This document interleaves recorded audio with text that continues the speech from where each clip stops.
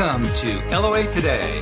I'm Walt Thiessen here with life coach Cindy Chavez. Today is Wednesday, February the 12th, 2020. It is 4 p.m. New York time, and wherever you are in the world, thank you for joining us for another episode of LOA Today, your daily dose of happy. And we're happily coming to the conclusion, Cindy, of a series of books that we've done by Neville, and we were talking about it before the show, like, what are we going to do after we finish this one? Because we're on the last chapter of Seedtime and Harvest by Neville Goddard, and we've done all the books. There's actually one we noticed that we didn't do, and we both agreed we really don't want to do it because it's so heavily biblically oriented. But we completed all the rest of them, and oh my God. 9 books. We've done a lot of books here. Yeah, we have. And it's been so much fun. I mean, I've loved it. So I don't know. We have to figure out where we're going to go next. We will have to do that. And we also figured we'd kind of combine this with the fact that in 2 days, it's Valentine's Day, and Valentine's Day is a happy, sad day because for some people, it's a happy day. They're happily in a relationship. They're celebrating their significant other. And for other people, it's not quite so happy because they're not in a relationship. And for other people, still, they are in a relationship, but it's not happy. Have I covered all the possibilities? Oh, no, there's a fourth one. There's a fourth one. That's where they're not in a relationship and they're really glad about it. Right. And they're happy. Right. Okay. That's right. We've covered all the bases. Right. So we're going to see if we can try to cover some of those. By the way, if anyone is tuned into the live stream and you have questions you want to pass along, when we get to that portion, by all means do that because we'll be very happy to address those. But even if we don't have direct questions, we'll just make them up. I mean, we're good at that. So it's a great topic. Yeah. Exactly. So, wow, Seedtime and Harvest, the last chapter of the last book. I mean, it's just kind of sinking in. Now, I have not been focusing on this all day long. I've been doing my other stuff. My programming project has been consuming my brain. Right.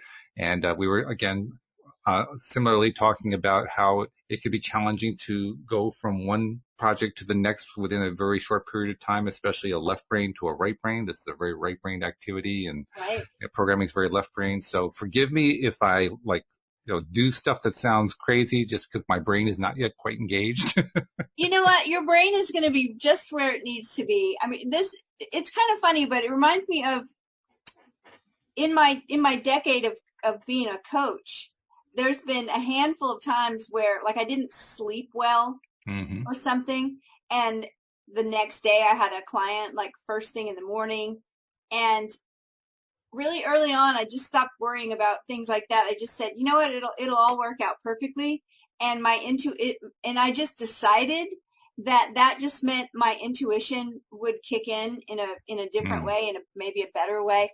And it's just never been a problem. And we were talking about this before the show, because being an artist and a painter and doing different kind of craft work, whenever I'm doing that, it's totally right brain stuff. And it's not articulating anything, not verbal, no logic really involved. Maybe with knitting, there's some math there, but otherwise it's just kind of going for it. And then having to switch over. Right. But it'll all be perfect. I know it'll be perfect. You said something just then, and it kind of clicked with me and made me wonder, why do I sometimes have this issue? Because you mentioned that when you're in that extreme right brain place, there's no words going on. It's just, it's imagery, pictures, and that kind of thing. And that's true.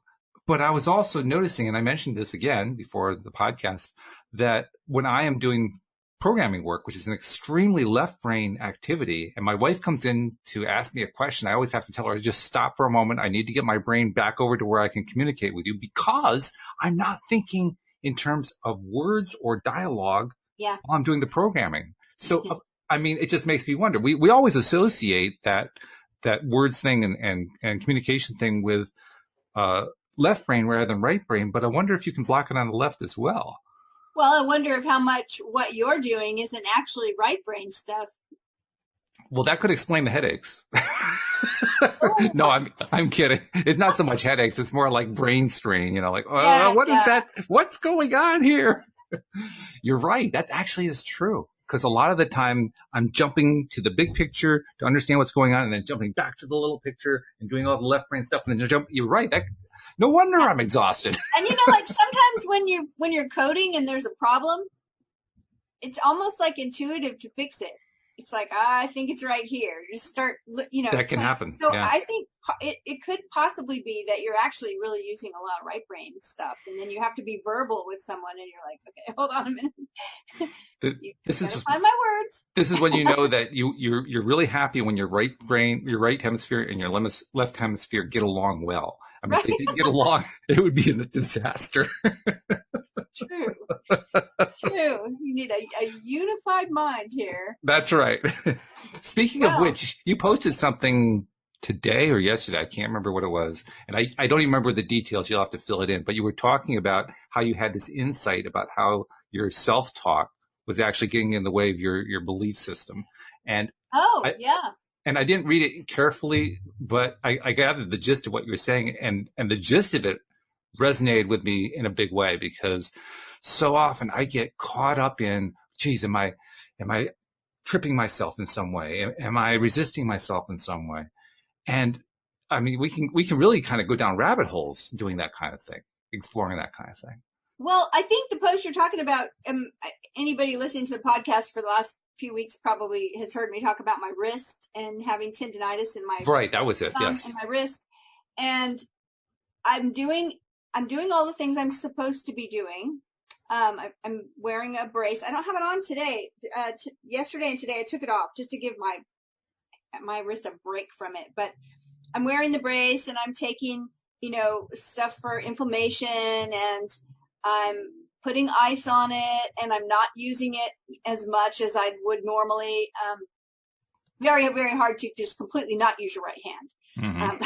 So, I'm not going to The say challenge. I'm not using it at all. I'm using it a little bit, but I'm using like the microphone function, like in Google Drive instead of typing, right? And things like that. So I'm doing all the things and it's getting better. I'm also, of course, I should say first is doing the alignment work, the Neville work that we've talked about. I've created a vignette where I can feel my left hand on the desk on top of some nice paper and I have the pen in my right hand and I'm writing my butt is in the chair and my feet are on the floor and I can feel that, right? I consciously go through that kind of script where I can feel that. So I'm in my body and I imagine that I'm writing and that there's no pain at all. Because that's probably the thing that hurts the worst with it is to write. Sure.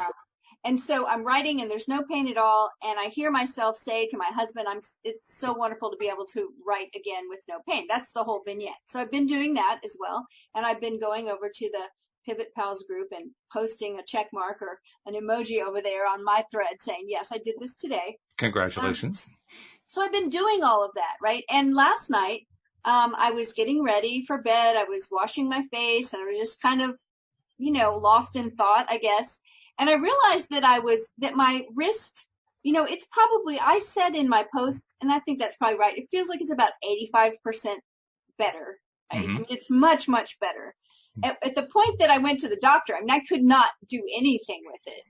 And now it's like just a kind of minor thing. And I found myself wondering, and that was what I posted. I said, I caught myself wondering.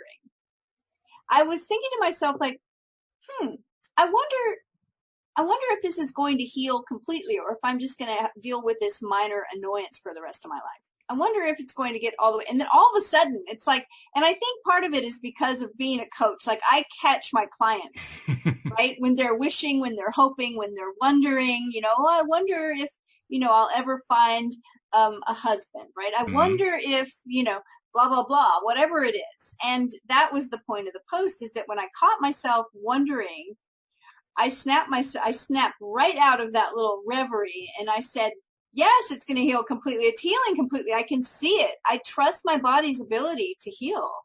And it's so much better, but it was interesting to me that in this time of sort of daydreaming, washing my face, lost in thought, this story was going on. It's like, I wonder if this is, if this is it, if this is as far as it's going to heal itself.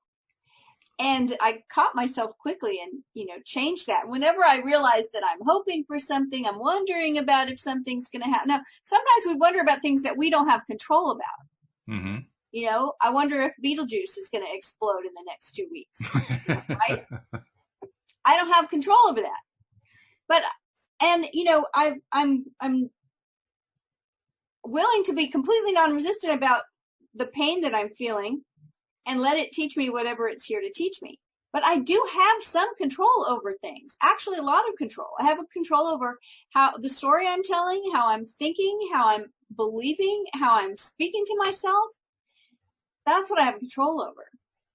So I have to start there, and that's what I was posting about. Yeah. And it's a great post because, among other things, you're touching on something that I think we all find ourselves running into and experiencing and bringing upon ourselves daily, which is doubting. Even on the things that we believe pretty strongly, the doubts just kind of creep in there. And I don't know. I think it's something that kind of increases with age or something, but it just seems like they start accelerating over time. And I'll stop every once in a while and I'll say to myself, where the heck did that come from? Yeah. I was doing just fine. There was no need for that to come into my life at all. And then that just kind of appears. No. Hold on a second. Yeah. So it's a good indicator for me when I catch myself, having some kind of story. Right away, I correct it. Mm-hmm. And I did. I spoke it out loud. I said, of course it's going to heal all the way. Of course I'm healing. My body's healing itself. I trust my body to heal itself. Yes. It's funny, too, because that's a great technique to just say it out loud. It kind of like breaks the spell, so to speak. Yes. And it's funny because the first time you try to do something like that, you feel like you're lying to yourself. But if you can stay true to your belief that you're building, that so-called lie stops being a lie pretty quickly. Right. Maybe we'll talk. I have a great kind of example, but I'd rather wait until we're done with Neville because it might be appropriate for Valentine's Day. So. Oh, okay. Well, then I'll get the promos done, and then we'll do some Neville, and we'll find out what happens when we get to Valentine's Day stuff. So, by all means, yeah. And if you are subscribing, first of all, thank you. We love all of you guys who are subscribing. Yes, I don't know if I've told you, we're now over 500 listeners. We were shooting for that 500 number. We have now exceeded it. We're on our way for that. 4 figures. That's where I'm headed right now. I mean, 600 is really the next milestone, but I keep thinking about 1,000 and more. But that's coming soon. And for those of you who are perhaps listening for the first time or have decided so far, have not decided to subscribe, we just want to invite you to subscribe and become part of our growing community because, first of all, we love having you. Second of all, because you're going to enjoy it because the shows are fun and we're doing them 5 days a week. They can stream directly to your device every single day that we do them. We do them at 4 p.m. New York time, Monday through Friday. And by subscribing, you get all of them and you get them for free. So what do you have to lose? You got nothing to lose. You might as well do it. And it's so simple to do. Just go to the homepage of our website, loatoday.net. At the top of the page, you'll find the instructions. Pretty quick, 1 to 2 clicks in most cases. And then you're subscribed. Just that simple. And also subscribe to us on YouTube. Where you can actually see what we look like because we actually live stream these as we are recording them to YouTube. Just do a little search for LOA Today podcast videos and we'll pop right up there. Click the subscribe button, click the little bell so you get notified every time we publish and you'll be getting us both ways. So subscribe. Yes, please do. Yes. And then share the facts so that other people can subscribe too and find out about us. That's how we keep growing. And thank you to those of you who have been sharing too because we really appreciate your efforts as well. So There we go. Promos for the day. Excellent. All right. Well, we are, like we said, we're finishing it up today. We are chapter 9 of Seedtime and Harvest, Neville Goddard's book. And this chapter, the title is A Mystical View. So he starts out with a verse from the Christian Bible, from Mark 4. It says, "And with many such parables spake he the word unto them, as they were able to hear it.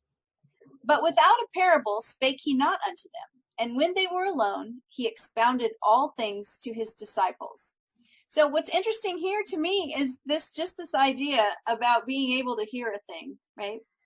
He's speaking to crowds, he's teaching them in parables, and it says, as they were able to hear. And, we've talked several times about not the Bible, but just books in general, just ideas that reading a book or like picking up a book and I just can't get into it. I've had books where I've tried like 3 and 4 times and just haven't been able to really get into them for whatever reason. I couldn't hear it. Right. and then picked it up one day and thought, oh my gosh, like, why did I not get into this last time? It's like suddenly, and I always think about that idea about when the student is ready, the teacher appears. Yeah. And so sometimes it's just the right time for us to hear something. And I kind of hear that in this verse that he's using. So he says, this collection of parables, which is called the Bible, is a revelation of truth. And that truth, that word is capitalized in this paragraph. So this collection of parables, which is called the Bible, is a revelation of truth expressed in symbolism to reveal the laws and purposes of the mind of man. As we become aware of deeper meanings in the parables than those which are usually assigned to them, we are apprehending them mystically. For example, let us take a mystical view of the advice given to the disciples in Matthew 10:10. We read that as the disciples were ready to teach and practice the great laws of mind which had been revealed to them, they were told not to provide shoes for the journey. A disciple is one who disciplines his mind that he may consciously function and act on higher and higher levels of consciousness. The shoe was chosen as a symbol of vicarious atonement of the spirit of let me do it for you, because the shoe protects the wearer and shields him from impurities by taking them upon himself. The aim of the disciple is always to lead himself and others from the bondage of dependency into the liberty of the sons of God. Hence the advice, take no shoes, accept no intermediary between yourself and God. Turn from all who would offer to do for you what you should do and could do far better yourself. You have any thoughts on that? I have a couple, actually. First of all, I'm reminded about how you and I got involved in doing Neville in the first place, and how we had both come from a place of being a little resistant to doing Neville just because on cursory first look, it looked like it was going to be stuff we weren't interested in because neither one of us have a particularly Christian viewpoint in our own mystical or spiritual belief systems. And yet we found that once we started reading the stuff and understanding what Neville believes and teaches, that the whole thing is a great big metaphorical system for describing the consciousness of man and how all of that works, then we said, well, okay, that's pretty cool stuff. Well, I'm reminded of that as we're reading this section for a couple of reasons. First of all, because he says very specifically in his first sentence, it's a revelation of truth, capital T, expressed in symbolism to reveal the laws and purposes of the mind of man. Okay, well, there it is. That's pretty straightforward. But he also later on here toward the bottom, let me see if I can find it. He talks about what it is to be a disciple. I'm thinking, okay, here's the what we call the Neville Goddard decoder ring once again. Right. That this idea of a disciple, someone who disciplines his mind in order to achieve higher and higher levels of consciousness. And I had a lot of thoughts about that one. And then toward the end of this section, he talks about not wearing shoes, or not taking shoes actually, in order to make sure that that you're accepting no intermediary between yourself and God. And that little bit right there, accepting no intermediary between yourself and God, it struck me in a couple ways, because first of all, in most religions, there are intermediaries between yourself and God. They're called priests and ministers and saints and all those other things. And by the same time, in many, many Christian sects and many, many Christian, sections of Christianity, or however you want to describe it, they teach this very same concept. But there's a big difference between what they're teaching and what Neville's teaching, because they're treating God as an external. Yeah, Neville treats God as your own conscious mind. Right. And I've just, that really just made a very, very big impact on me, just hearing that and seeing that and hearing you read that what he's really talking about is accepting no intermediary between yourself and your own consciousness. That's so powerful. That's huge. It's gigantic. Yeah. Yeah. And this idea where he talks about turn from all who would have offered to do for you what you should do and could do far better yourself. Mm-hmm. That's one of those things that I don't want to say I've had to explain it, but I've mentioned before to some clients, because sometimes a person will decide to hire a coach because they haven't, gotten the results they want. They're like, okay, I'm going to get some help. I'm going to get some support here. And they hire the coach. But there's this idea of like that's the action that's going to get the results. Yes, so of course, right? Yeah. And, it's not like hiring a plumber where you've tried to fix the toilet yourself and you couldn't do it. And now the plumber's going to come do it for you. That's not what a coach is going to do. Yeah, that's true. And so because we're dealing with consciousness, right? We're dealing with consciousness when we're coaching. We're dealing with belief systems. We're dealing with action. We're dealing with thoughts and ideas. And so I cannot do that for my client. I can help them and support them and show them, but then they have to do the work themselves, right? That's right. And so if, a client that hires a coach, they are responsible for their results. So not only are you not willing to let somebody come between you and your own consciousness, but you're not willing to come between somebody else and their own consciousness. You set a standard there. Exactly. Yeah. And so that's the standard. It's like, no, this is your work to do. I can't do it for them. Not really, no. Right? Not really. And so I really like that he brings this up. Then he quotes Elizabeth Barrett Browning. He says, "Earth's crammed with heaven, and every common bush afire with God, but only he who sees takes off his shoes."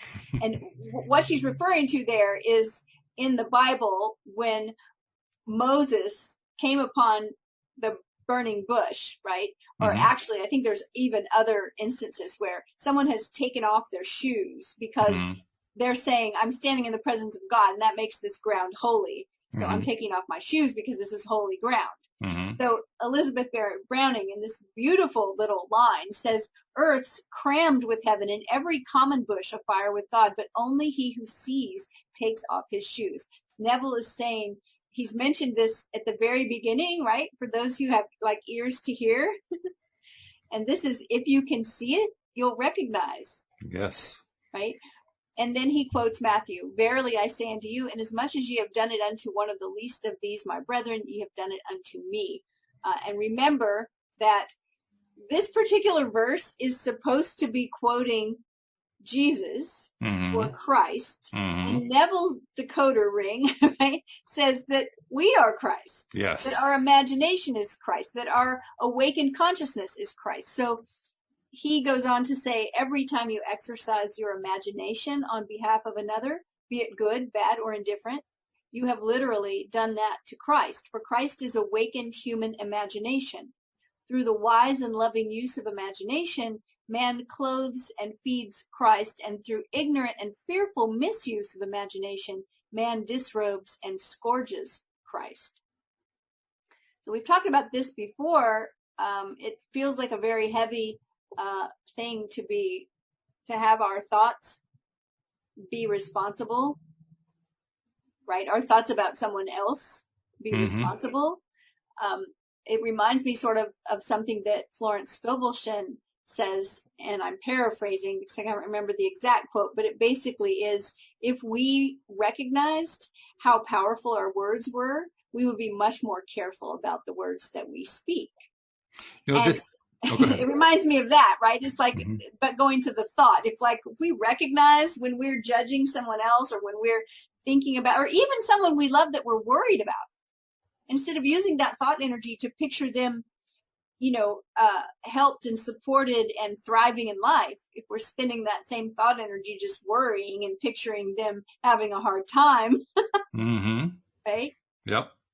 It reminds me of something that I have been mentally playing with, both on the show and in my private life for some time now, which is the idea that in the world of law of attraction, in the world of spirit and so forth, there really isn't a place for morality. Morality doesn't really play a role there, but there is a place for preference. And I make that distinction because I want to ask you a question, see what you think. My take on this, and maybe I'm kind of spinning this a little bit, but it's still my take on it, is that when he makes his statement, through the wise and loving use of imagination, man clothes and feeds Christ, Christ being his own consciousness, and through the ignorant and fearful misuse of imagination, man disrobes and scourges Christ. that is a statement that many, many people, particularly of a religious turn of mind, would turn into a moral statement. It would be immoral or moral to behave in a certain way. Whereas when I read that statement, I think of it in terms of, I like the idea of using my imagination in a way that is healthful and wholesome rather, to my own consciousness. And I don't like using my imagination in a way that is basically working against my own consciousness. That's the way I read it. And I don't see that as a moral statement. I simply state that, I mean, at best it's ethical because it's how I want to behave with myself. Well, That's this goes back, or we could take this back to the idea of sin and the word sin not being a moral thing. It just means we missed the mark. Right. Right. And that's what this reminds me of as well, especially with your reminder that Neville is always defining Christ as our consciousness. And he says here in this paragraph, it says, Christ is awakened human imagination. So if Christ is our consciousness, and he's talking about that if we are wise and loving in our use of imagination, we clothe and feed our consciousness. And through ignorant and fearful misuse of imagination, we disrobe and scourge our consciousness. Yeah, I don't see a moral thing there. I see whether we're being kind to ourselves and feeding ourselves. You know, if you feed someone, they get stronger. Yes. It reminds me of that whole, there's that parable about I have a black dog and white dog. I think it's supposed to be an evil dog and a good dog living inside me. You know, which one's going to win? They're fighting. Well, the one that you feed the most. Right. Yeah. Okay. So I think that's what Neville's saying here. Moving further, he's still talking about it. Let's see what he says. He says, let none of you imagine evil in your hearts against your neighbor. Zechariah 8:17. He said, it is sound, but negative advice. A man may stop misusing his imagination on the advice of a friend. He may be negatively served by the experience of others and learn not to imagine, but that's not enough. Such lack of use of the creative power of imagination could never clothe and feed Christ. The purple robe of the Son of God is woven not by imagining evil, but by imagining the good, by the active, voluntary, and loving use of imagination. I love that phrase, not by not imagining evil. Not by not imagining evil. That's a great phrase. I mean, because that summarizes so many different things that people tend to imagine. Right. I mean, so what he says is sound but negative advice sounds to me, the verse that says, let none of you imagine evil in your hearts against a neighbor. He's saying you need to go a step further, though. That's right. Instead of just not having an evil imagination, let it go a step further and have a good imagination. Well, it's very similar to the idea of, just in general everyday life. You can either say, I definitely don't want to spend the rest of my life having to deal with my awful mom, or you can change it around and say, I'd like to spend the rest of my life with someone who appreciates me. A different way of taking the same. Right. Concept. We've talked about this before, and this is appropriate for, Valentine's Day, I guess, talking about relationships. But I remember speaking with someone once, and they said that they were telling me, I asked them, what's the number one thing that you want in a partner? When you meet someone, what is important to you? Mm-hmm. And they said that he respects me. Mm-hmm. And I said, great. Tell me, how do you know that's happening? And she said, well, when people disrespect you, they don't care about what you have to say, and they're willing to just slam a door in your face, and they may call you when you don't want them to. And she just started naming I said, okay, stop. After about 10 things, I said, now I want you to stop, because everything you're talking about is ways that you've known someone was disrespecting you. Mm-hmm. So what does it look like for someone to respect you? And, she said, oh, that's a good question. You're going to have to think about that, right? Yeah. So, yeah, exactly. And it is exactly what we need to spend more time thinking about. Mm-hmm. Anytime that we notice that we're focusing on stuff in terms of what we don't want, that's a good signal. It's a great signal. It's like, oh, have I really given thought to what I want? And we're so good at knowing what we don't want. We're very good at it. Right? It's like, what do you want for dinner tonight? Well, I don't want pizza because we had that last night. Absolutely. And it's perfect. Neville, the next verse that he quotes is Philippians. It says, whatsoever things are of a good report, if there be any virtue, if there be any praise, think on these things. Yeah. And then he quotes from Song of Solomon. King Solomon made himself a chariot of the wood of Lebanon. He made the pillars thereof of silver, the bottom thereof of gold, the covering of it of purple, the midst thereof being paved with love. And he says the first thing we notice is King Solomon made himself. That is what every man must eventually do. Make himself a chariot of the wood of Lebanon. By chariot, the writer of this allegory means mind, in which stands the spirit of wisdom, Solomon, controlling the four functions of mind that he may build a world of love and truth. Interesting thing about that phrase, by the way. Well, I was just go ahead. You first. Well, I was just thinking, what was interesting to me is that earlier today, I did a tarot reading for someone, and the card that came up was the Chariot. Oh. and this is like exactly what it means. It means that you are the driver. It means that you get to choose the direction you're taking. It means that you have the authority and the power to make those kind of decisions. So I think this is, it's like, oh, that's interesting. Yeah, it's true. For me, when you read that Song of Solomon verse, the first few words which he emphasized, I recognized that it demonstrates the elusive variability of the English language. Because it just depends on how you read that statement. You could say King Solomon made himself a chariot of the wood of Lebanon, which sounds like he made a chariot of the wood of Lebanon for himself. I believe that's how most of us read it when we read it, right? But you could also read it as King made himself, right, as a chariot of the wood of Lebanon. In other words, he himself was one being made, and this is the material he used to make himself. Oh, really? That variability can really confuse us. Right. Well, and of course Neville's not going to read it in the normal way. No, of course not. So he goes on to quote Mark. He says, and Joseph made ready his chariot and went up to meet Israel, his father. What tributaries followed him to Rome to grace in captive bonds his chariot wheels? If man does not make himself a chariot of the wood of Lebanon, then his will be like Queen Mab's. She is the fairy's midwife. Her chariot is an empty hazelnut. Of course, this isn't all Mark that he's quoting, right? He's going over into, I believe, Shakespeare there. The wood of Lebanon was the mystic's symbol of incorruptibility. To a mystic, it is obvious what King Solomon made himself.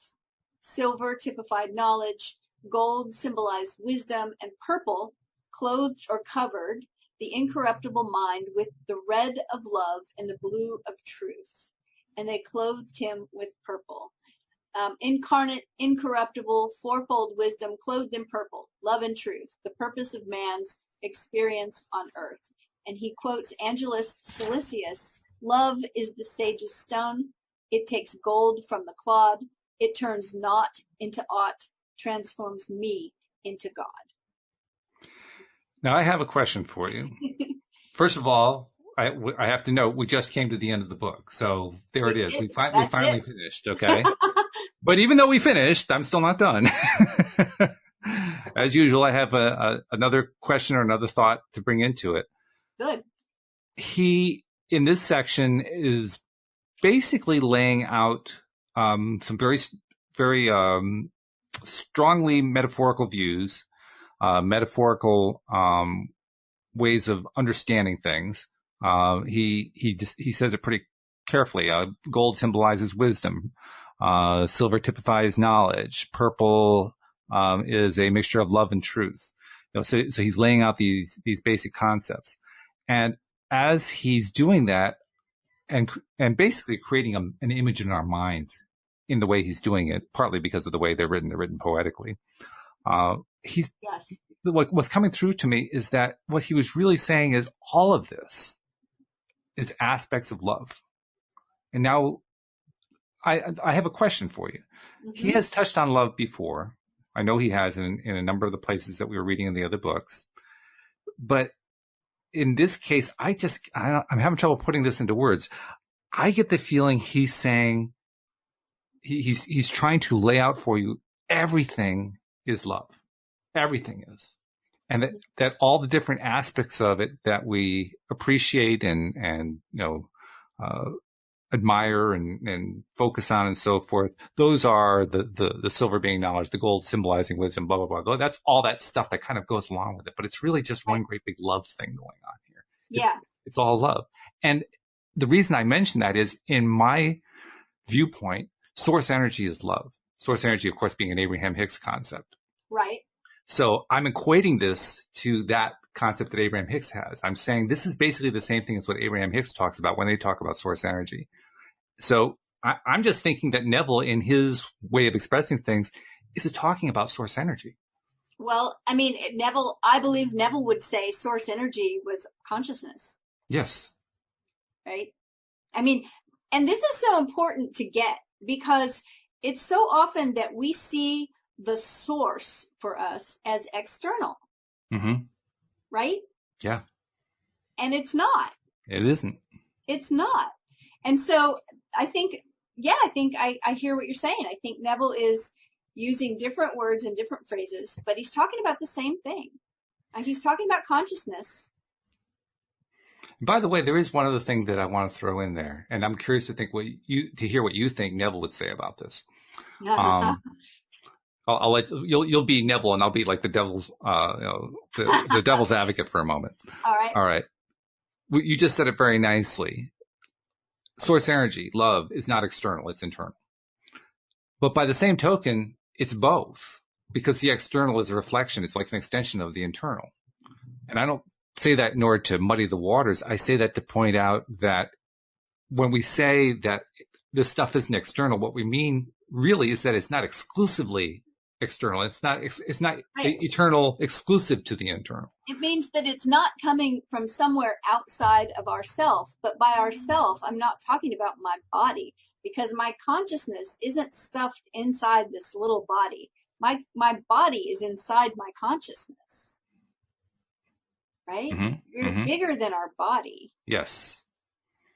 So I think that that's maybe the key, is recognizing that. But it means that it's not, my source isn't some other person. And yet the source energy works through other people all the time.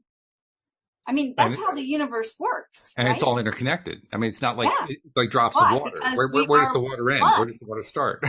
Because we're all one. Because we're all connected. Yeah, absolutely. So good stuff, right? Very good stuff. Yeah. Good way to end the series for us too, because this is not the last book that he wrote. He wrote this as one of his later ones, but it wasn't his last one. But we're finishing on this one, and it just feels like a good place to finish. It feels like it's summarizing everything we've studied for the last year and a half. So too, right? You know? Yeah. It's been great. It's been wonderful.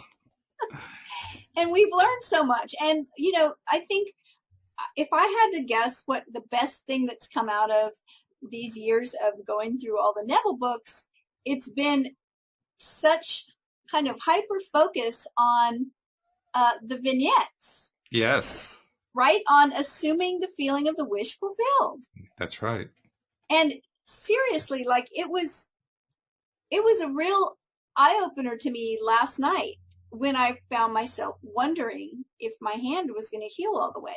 Mm. And suddenly I had so much power, because it was like, that's even wondering. It's not the truth. and I just knew in that moment that yes, my hand is going to heal all the way. I have no problem believing that. When I experience doubt, it is a trigger for me to stand in faith. It is a trigger for me to reaffirm what I know to be true, not what I hope to be true, not what I'm wishing will happen, because hopes and wishes, we have to, that just shows that we have no faith, that we don't believe.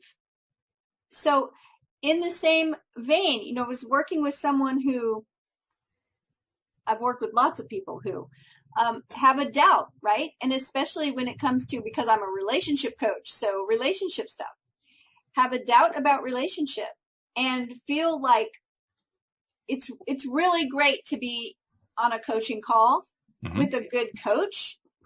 Hopefully when you hang up the phone, you're going to feel empowered. You're going to feel better. You're going to have your hope restored. You're going to move that hope into faith, right? Absolutely. And so when we've had an idea for a really long time, like I'm never going to find anybody, right? Like I went on dates with all these people. They weren't the right people for me. I'm doing everything I know what to do.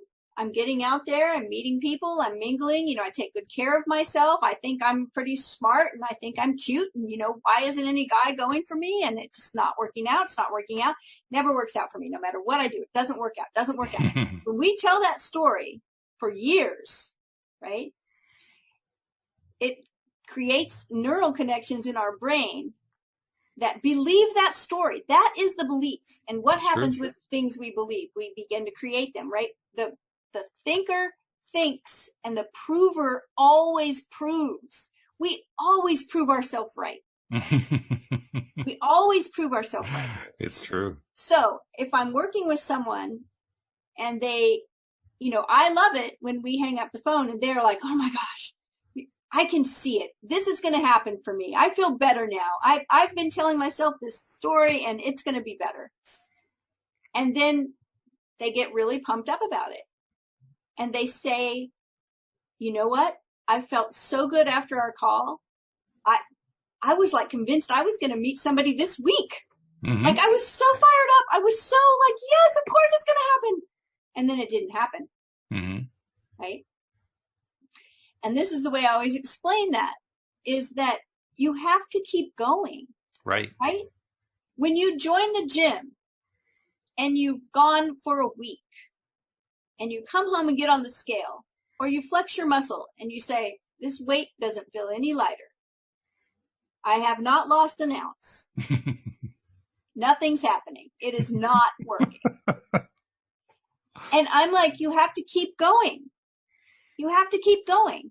You know what that little, you know, when you keep going and suddenly one day you pick up that weight and you go, wow, it doesn't feel as heavy as it used to feel. Yeah. Right? Or you look in the mirror and you say, I think that muscle looks like it's getting stronger. Not very much, but it's definitely improving. Kind of like my wrist. I'm like, it's getting better. It's not as fast as I want it to be, but it's getting better. Okay. Well, that excitement of, you know what? This is going to happen for me. That's that little bit of muscle that we feel. We're like, oh, the weight feels a little lighter. But we have to keep going.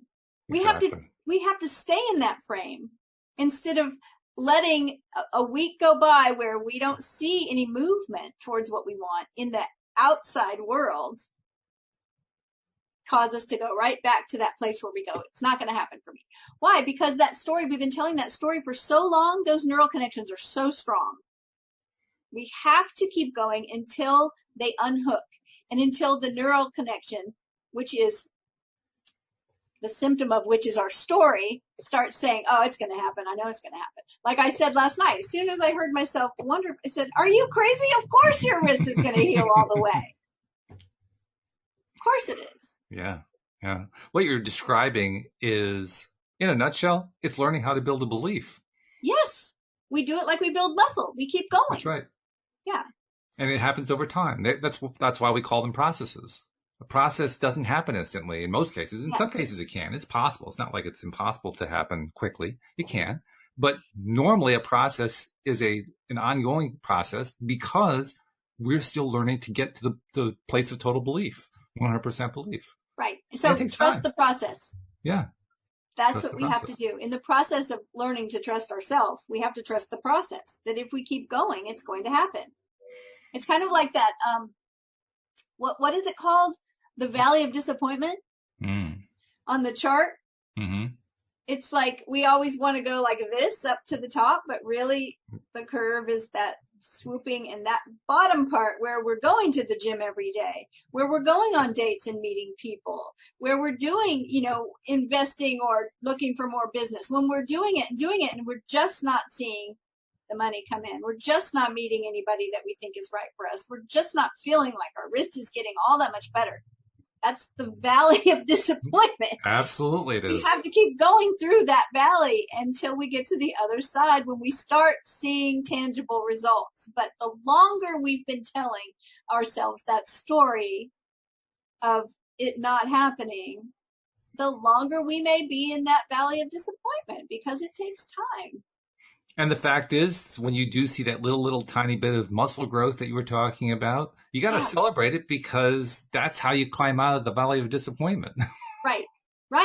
That's how you do it. That's what Florence Scovel Shinn used to talk about driftwood. And she used that phrase because of when sailors are out to sea and they cannot see the shore. When they are way out in the middle of the ocean, you can't see the shoreline. Mm-hmm. But when you start to get close, you'll see birds and driftwood. Mm-hmm. And when you start seeing birds and you start seeing driftwood, you're getting close. Yeah. And one of the things, with people that are looking for a partner, people that are looking for love, often they get really frustrated when their next door neighbor gets married. Yes. Right? Yes. Or I don't know, there was that Everybody movie, but me. Everybody but me. I think there was that movie, Bridget Jones' Diary, and she's watching TV, and every channel she's on, it's people kissing, and then there's the animal channel, and the animals are mating, it's like every channel. It's like, and she's just so just disenchanted with the whole idea, just upset about it. And what we want to look at those things as is driftwood. When we have made the decision that we want to find a certain thing, and then our best friend calls and says, guess what? I got a date, right? That's driftwood. Mm-hmm. We're getting closer, and that's why we're noticing it happening around us. That's a great point. Yeah. Yeah. That's what signs are for. The signs don't exist to tell us that it's almost here. The sign exists for us to keep going. Oh, I love that. That's great. Yeah, that's true. That's what it's for. By the way, Jeffrey was posting, and I was not paying attention, but he was posting while we were reading the book, and so we should go back and examine. Yes. What are you posting, Jeffrey? First of all, he had a question for you before we did the book. He says, "Are you massaging the wrist and giving it loving attention?" I imagine you probably are. Yes, I'm just really loving on this wrist. I'm giving it ice. I'm giving it so much love. Yes. And then he asks, "Do you think manifesting and healing are helped by others giving them attention?" That's a great question. I guess it depends on what kind of attention, right? If, oftentimes I will send an email to a client and say, I'm holding the vision for your success, or so many words, right? I'm picturing you, however. So if someone is giving my wrist attention by visualizing me healed, I think, sure, that's going to help. Now, if someone is calling me and saying, oh, it's so terrible that your wrist is still hurting. Is your wrist still hurting? Yeah, a little bit. Oh, that's awful. Like I just, my aunt had tendinitis and she never healed. She just never healed. And we all prayed for her, but nothing ever happened. And, she couldn't use her hand. And pretty soon it got in her other hand, and she couldn't use either hand. And she ended up having to hire someone to do everything for, right? These kind of conversations. Absolutely. And you're like, yeah, no, my hand is getting better. Yeah. So I guess it depends, Jeffrey, on what kind of attention you're getting. Well, I would also suggest it depends on how you're taking the attention, because that's really what it comes down to. I mean, you could get that kind of negative attention, we'll call it that, and say, you know what, I'm going to see this as a challenge to see if I can find where the good part is on that, and say, okay, I'm going to run with it. But most people aren't going to necessarily go that way. Most people are going to say, oh God, here goes Aunt so-and-so, give me that routine again. Somebody asked us a question. I think it was Nasha, but somebody asked us a question in the past couple of weeks about sharing your dreams and your goals. That somebody had said you shouldn't share those things. Yeah, I think you're right. Yes. Right? And we talked about, share them with people who want to see those things happen for you and believe in you that those things can happen. Share with them with those people. And so I think that's the thing. I remember Florence Scovel one time, I wish I remembered the quote because it really made me laugh, but she talked about people calling up and saying, or saying to her, we should have a nice long chat real soon. And, and her saying, no thanks, that's okay, because she knew that that would be what the chat was like. The whole chat would be about how terrible everything was and how horrible the world was and how awful things were. And so, yeah, I mean, remember, energy entrains to itself. So it may be, if someone knows that they can hear that conversation and look at it as a challenge to keep their energy high, okay, most of us can't. Most of us, it only takes a very small amount of catabolic energy to bring the whole energy down. And so most of us, no matter how high flying we are, would have trouble in a conversation where the other person was just going on and on and on and on about how bad things are.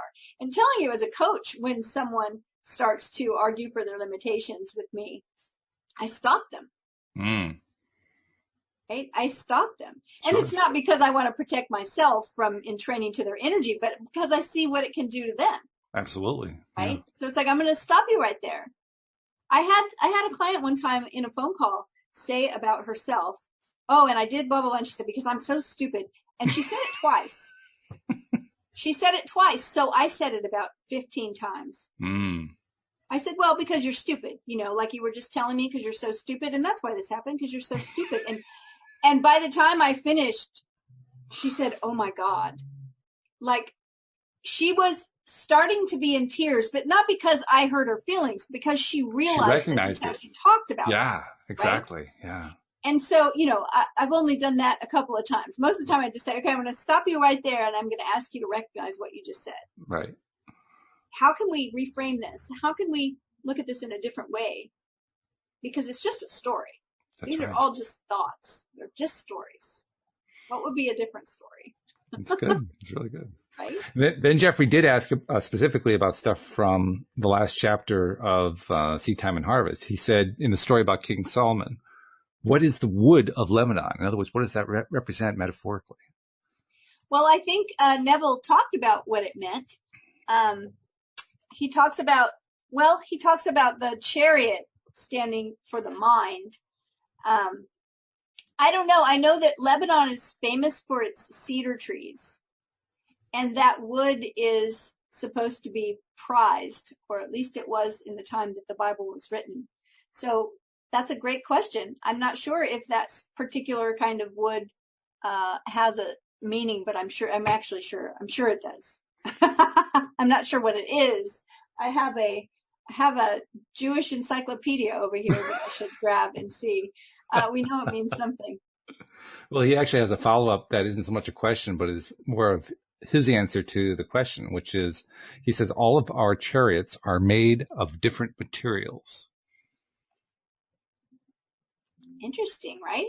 They are. I mean, if we look at what Neville is saying, and that, we are the chariots, right? Our mind is what Neville says. Mm-hmm. He says, by chariot, the writer of this allegory means mind, and he capitalizes the M, in which stands the spirit of wisdom, Solomon. So Solomon was known for his wisdom. So Neville is saying that the chariot is the mind, and that's where wisdom resides. So our minds, we're made up. What are we made up of? Our thoughts. Mm-hmm. All a different combination of lots of different thinking and beliefs and ideas. Yeah. Which is the glory of the whole thing, because I saw a conversation the other day. I won't even get into what the topic was, but it was not a real pleasant topic. And one person was trying to convince everybody else that her way was the right way to do something. And I pointed out to her that, people think differently.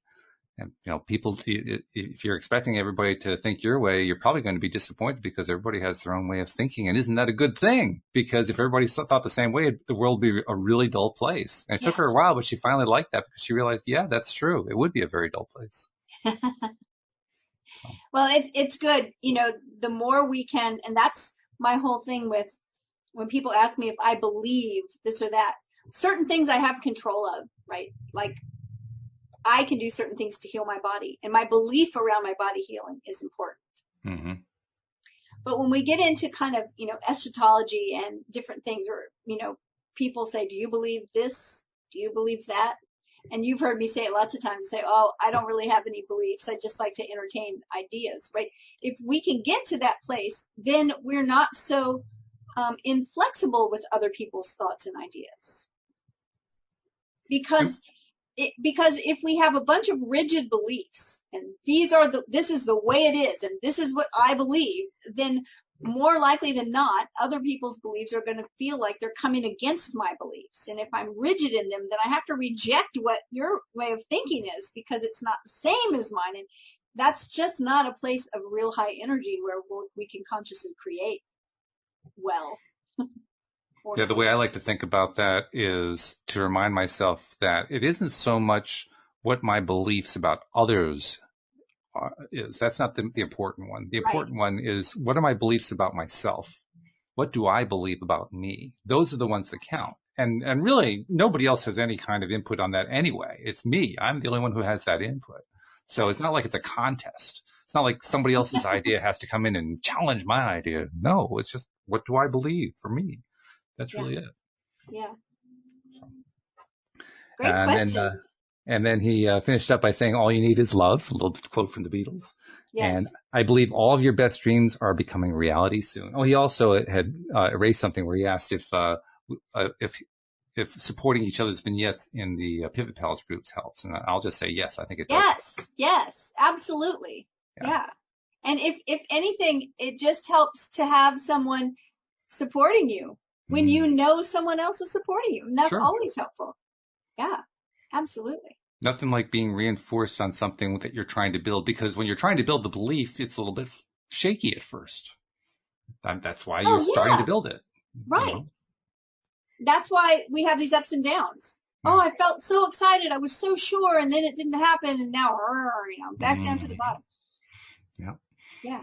This is that's why we call it a journey. That's why we talk about it as an ongoing process, because building a belief takes time. And even when we're doing it consciously, it takes time. When we do it unconsciously, it takes a lot of time. Look how many years it takes before we finally adopt this belief system that we don't like. But we do. It just takes a lot of time to do it. And it's equally going to be true when we're trying to build a belief system that we actually like and that we prefer. It's going to take some time, and we're going to go through steps where it just doesn't feel like I'm really believing it right now. But that's part of the process. And the cool thing, now, this is my take on it. I'll be curious to see what you say as like a closing thought here. The cool thing, I think, is as I build my beliefs and they get stronger, I have greater vision. Does that make sense to you? I can see more. I can understand. Oh, absolutely. Right. Yeah. Because the belief gives me the ability to see beyond where I could see yesterday. Yes. I mean, that's the point. Mm-hmm. Yeah. Yeah. And those dips that we have, they just serve as reminders for what we believe. Mm-hmm. Right? It's like, if you've gone to the gym all those times and your body is getting really strong and you're feeling really good and you're eating really healthy, and then you go out and you just have a blowout and you eat a bunch of stuff and you're like, oh, I don't feel too good, right? Then you might be like, okay, yeah, now I know why I've been going to the gym. I like the way I feel when I'm eating better or whatever, right? I mean, it's the same type of thing. That's why last night when I had, gosh, I wonder if my hand, no, of course your hand isn't going to stay this way. I didn't stay down in some place of feeling terrible that maybe my hand isn't healing. Mm. It was a reminder to me of where I stand and where my faith is. And I said, oh, I trust my body to heal itself. It's going to be fine. Yeah, that's good. It's good stuff. Good way to finish it. And for those people, we never really got into great detail about the Valentine's Day thing, but we kind of touched on it indirectly with the most important stuff, which is, it's all how you're going to look at it. If you're going to look at it in a way that's self-defeating, you're going to be self-defeated. If you're going to look at it in a way that is self-enriching, you're going to be self-enriched. Don't set a timeline on it. Just trust the process and keep going with the self-enrichment, because it'll pay off. Exactly. And it's true whether you're trying to find a mate, whether you're trying to make some money, whether you're trying to get the beautiful home, whether you're trying to take a vacation, whether you're trying to fill in the blank, whatever it is. Whatever. Yep. It's always the case. Good stuff. Cindy, before we go, tell people how to reach out to Cindy, the life coach. They can find me online at cindychavez.com, CINDIECHAVEZ.com. I would love for you to give me a shout. You can come find me on Facebook, find me on Twitter, Instagram, everywhere, same name. Say hello. We do love those contacts too. When we get people writing into us or sending us messages, it just lifts your day. You know how you just feel better when you see one of the messages like, oh yeah, there's another listener who reached out. How cool was that? It's good stuff. So thank you very much, Cindy. Thank you so much for having guided us through all these books too. I mean, that was quite a journey, and I'm not sure what we're going to do with Neville next. We're going to do something. We haven't figured it out yet. But boy, what a great journey this has been. And it would have been, I honestly can say this, it would not have been possible for me to do it without you, because your insights on this have been just really extraordinarily good. So thank you very much for doing all that. You're welcome. Well, it was a great experience. It has been a very great experience. So thank you very much. Thank you, live stream listeners. Thank you especially to our podcast listeners, without whom all this would be just Cindy and me talking to each other. Started out that way. It was fun too, but it's so much better with all of you here. And with that thought in mind, we'll see you all next time here on LOA Today. Goodbye, everybody. Bye, everyone.